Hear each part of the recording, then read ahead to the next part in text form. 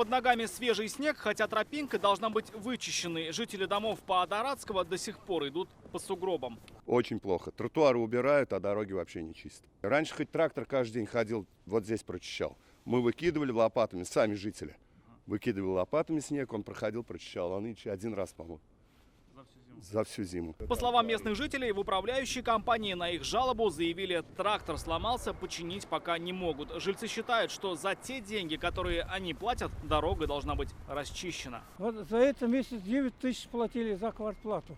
Эти деньги куда уходят вообще-то? Дорога не чистит, не убирает, не пройти, не проехать. Вот клинику не пройти, вот магазин не пройти. А как дальше жить? А кто знает? Кто ответит за это? Все это последствия снегопада, который прошел в выходные. За 2 дня выпало 2/3 месячной нормы осадков. Но уже на деловом понедельнике в мэрии заявили, 90% пешеходных дорожек во дворах очищены. У казанцев иное мнение. Посмотрите, вот проедете вы вот по Батаршиной, вот к 39-му дому, да?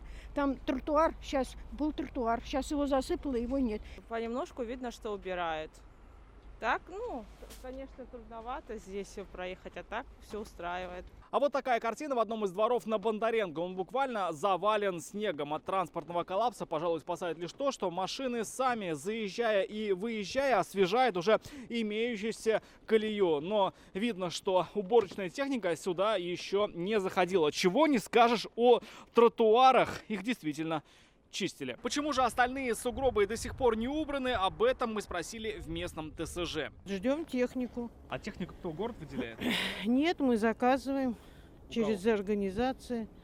А По договору оплачиваем. Пока они добро нам не дают. Говорят, мы заняты на уборке города. Сидят 7 человек, а своей техники нет. Оказалось, уборкой дворов занимаются частные компании, и с ними не заключают долгосрочных контрактов. Это невыгодно. Проще услуги оплачивать по факту. Но в этой ситуации подрядчики могут переключиться и на более выгодное предложение. Эксперты считают, именно в этом одна из главных причин неубранных дворов.